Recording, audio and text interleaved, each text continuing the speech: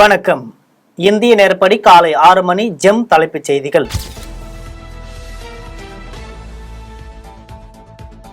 மோடியின் குடும்பம் என சமூக வலைதளத்தில் செய்த பதிவை நீக்குமாறு பிரதமர் மோடி வேண்டுகோள். மக்களவை தேர்தலில் மக்கள் அளித்த ஆதரவுக்கு சமூக வலைதளத்தில் நன்றி தெரிவித்தார் பிரதமர் மோடி.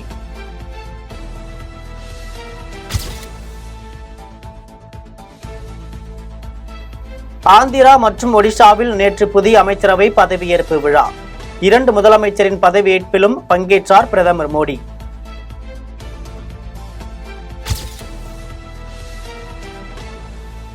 ஒடிஷா மாநிலத்தின் முதலமைச்சராக மோகன் சரண் மாஜி பதவியேற்பு. பிரதமர் நரேந்திர மோடி முன்னிலையில் மோகன் சரணுக்கு ஆளுநர் ரகுபர் தாஸ் பதவி பிரமாணம் செய்து வைத்தார்.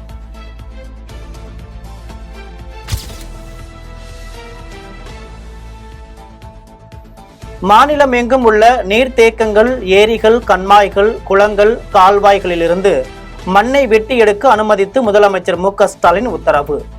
வட்டாட்சியர் அளவிலேயே எளிய முறையில் அனுமதி பெற்று கட்டணமின்றி விவசாய பயன்பாட்டிற்கும் பானை தொழில் செய்வதற்கும் பயன்படுத்த அனுமதி.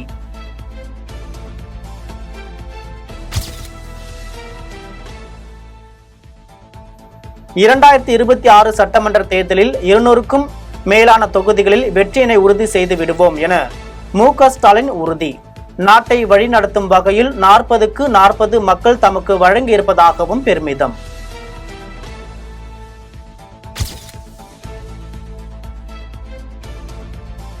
ஆந்திர முதலமைச்சராக 4வது முறையாக பதவியேற்றுள்ள சந்திரபாபு நாயுடுவுக்கு தமிழ்நாடு முதலமைச்சர் மு.க.ஸ்டாலின் வாழ்த்து. ஆந்திர பிரதேசம், தமிழ்நாடு இடையேயான பரஸ்பர உறவு மேலும் பலமடையும் என நம்புவதாகவும் மு.க.ஸ்டாலின் வாழ்த்து.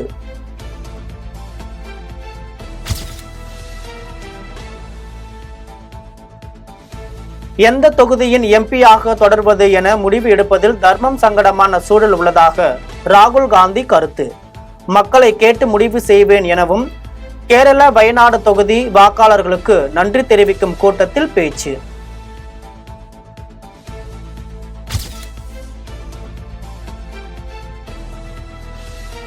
மோடி அமைச்சரவையில் நிறைய வாரிசுகள் இடம்பெற்றிருப்பதாக ராகுல் காந்தி குற்றச்சாட்டு. வாரிசு அரசியல் குறித்து விமர்சிக்கும் பாஜக செயலில் முரண்பாடாக நடந்து கொள்வதாக விமர்சனம்.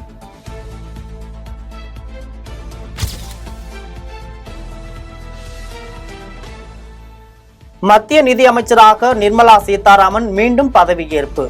முறைப்படி நேற்று பொறுப்பேற்ற நிர்மலா சீதாராமன் முக்கிய கோப்புகளில் கையொப்பம்.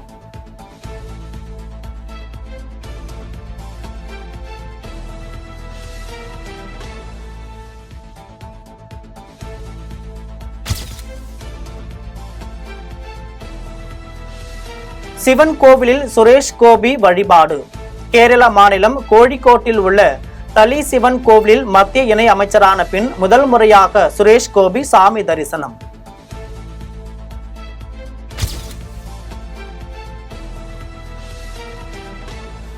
மகாராஷ்டிராவில் பாஜக கூட்டணியின் தோல்விக்கு வெங்காய ஏற்றுமதி தடையே காரணம். முதலமைச்சரும் சிவசேனா முதல்வருமான ஏக்நாத் ஷிண்டே கருத்து.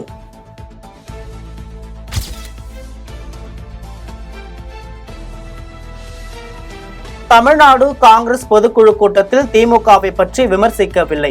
திமுக காங்கிரஸ் கூட்டணி என்பது கொள்கை சார்ந்த கூட்டணி, சந்தர்ப்பவாத கூட்டணி அல்ல என காங்கிரஸ் கமிட்டியின் மாநில தலைவர் செல்வ பெருந்தகை பேச்சு.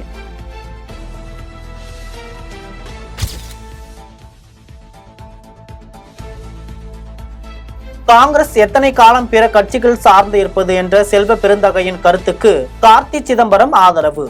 கட்சியை வலுப்படுத்த வேண்டும் என்று சொல்வது எப்படி கூட்டணிக்குள் முரண்பாடாகும் என கேள்வி.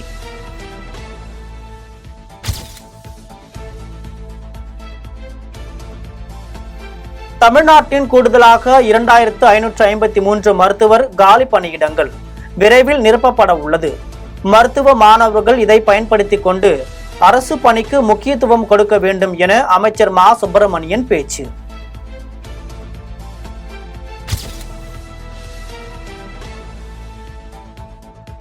தற்போதைய அதிமுக தவறான தலைமையில் கீழ் உள்ளது.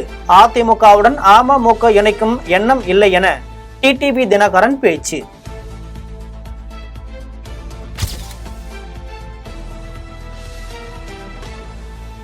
விக்கிரவாண்டி இடைத்தேர்தலின் தேசிய ஜனநாயக கூட்டணி சார்பில் போட்டியிடுவது குறித்து இன்று கூட்டணி கட்சி தலைவர்களுடன் கலந்து பேசி ஆலோசித்த பின் முடிவு அறிவிக்கப்படும் என தமிழக பாஜக சார்பில் தகவல்.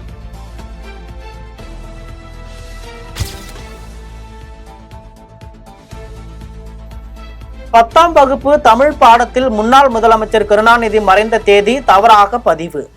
மாணவர்களுக்கு பாடம் நடத்தும் போது திருத்தி நடத்துமாறு அறிவுறுத்தல்.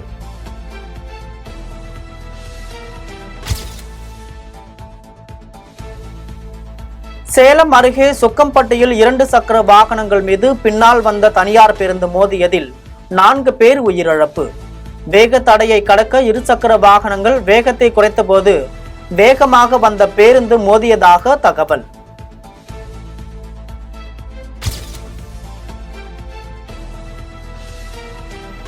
இளங்கலை முதுகலை படிப்புகளுக்கு ஆண்டுக்கு 2 முறை மாணவர் சேர்க்கை நடத்த UGC அனுமதி. வரும் கல்வியாண்டு முதல் ஜனவரி மற்றும் ஜூலை மாதங்களில் மாணவர்கள் சேர்க்கலாம் என பல்கலைக்கழகங்களுக்கு உத்தரவு.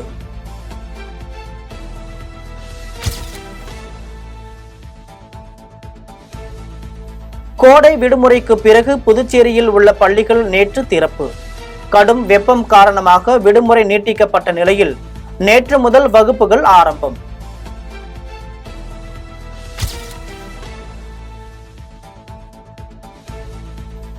மேற்கு வங்கத்தில் 4 வயது குழந்தைக்கு பறவை காய்ச்சல் பரவி இருப்பதாக உலக சுகாதார அமைப்பு அறிவிப்பு.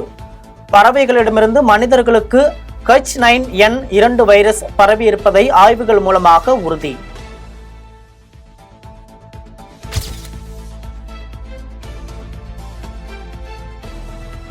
அடுத்த 3 ஆண்டுகளுக்கு உலகின் மிக வேகமாக வளரும் பொருளாதார நாடாக இந்தியா நீடிக்கும் என உலக வங்கி கணிப்பு. 2025 முதல் 2027 வரை வளர்ச்சி விகிதம் 6.7% இருக்கும் என்றும் அறிக்கை.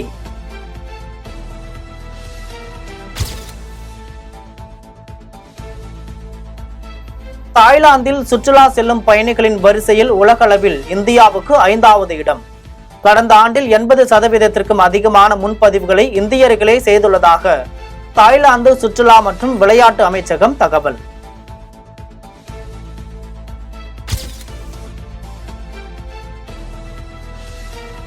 போதைப் பொருள் மருந்து பயன்படுத்திய வழக்கில் அமெரிக்க அதிபரின் மகன் ஹண்டர் பைடன் குற்றவாளி என தீர்ப்பு. 25 ஆண்டுகள் சிறை தண்டனை வரை விதிக்கப்பட வாய்ப்பு. தீர்ப்பை எதிர்த்து ஹண்டர் பைடன் மேல்முறையீடு செய்ய இருப்பதாக ஜோ பைடன் அறிவிப்பு.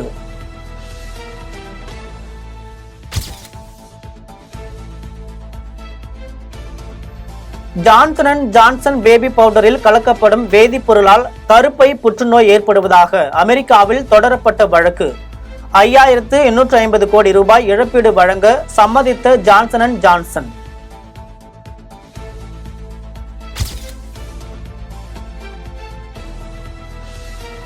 இந்தியாவுக்கு எதிரான T20 உலகக்கோப்பை போட்டியை விளாக் செய்து கொண்டிருந்த பாகிஸ்தான் யூடியூபர் சுட்டுக் கொலை. பாகிஸ்தான் தோற்றது குறித்து கராச்சியில் கருத்து கேட்டு வீடியோ எடுத்த போது பாதுகாவலர் ஆத்திரம்.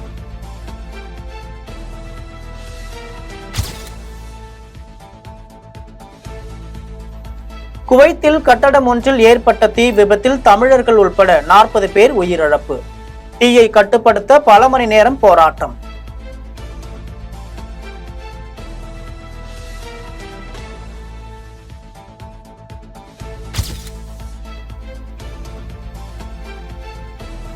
கன்னியாகுமரி, திருநெல்வேலி, ராமநாதபுரம் மற்றும் தூத்துக்குடி ஆகிய 4 மாவட்டங்களுக்கு இன்று இரவு வரை கள்ளக்கடல் எச்சரிக்கை.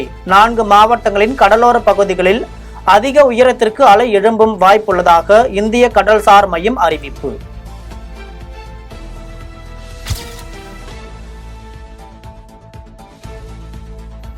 நமீபியாவுக்கு எதிரான போட்டியில் 9 விக்கெட் வித்தியாசத்தில் ஆஸ்திரேலிய அணி அபார வெற்றி. சூப்பர் 8 சுற்றுக்கு முன்னேற்றம்.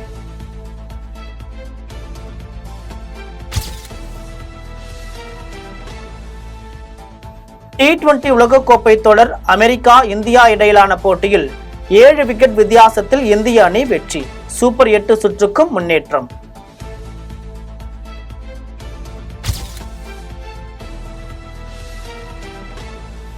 ஃபிபா உலகக்கோப்பை போட்டியில் தகுதி பெற முடியாமல் இந்தியா வெளியேற்றப்பட்டதாக கால்பந்து ரசிகர்கள் குற்றச்சாட்டு.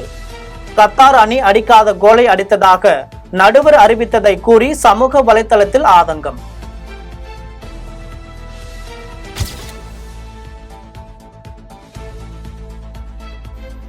அமெரிக்க கால்பந்து வீரர் மிச்சா பார்சனுக்கு கிரிக்கெட் கருத்தந்த இந்திய பந்து வீச்சாளர் ஜஸ்பிரிட் பும்ரா மிச்சா பார்சனை சந்தித்து இருவரும் ஜெர்சியை மாற்றிக்கொண்ட புகைப்படங்கள் வெளியீடு.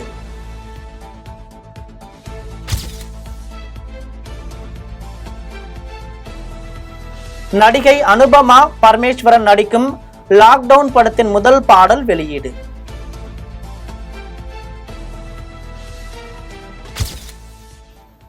இத்துடன் ஜெம் செய்திகள் நிறைவடைகின்றன. மீண்டும் ஜெம் செய்திகள் காலை 8:30 மணிக்கு. உடனுக்குடன் செய்திகளை காண GemLive.tv என்ற இணையதளத்தில் இணைந்திருங்கள். நன்றி, வணக்கம்.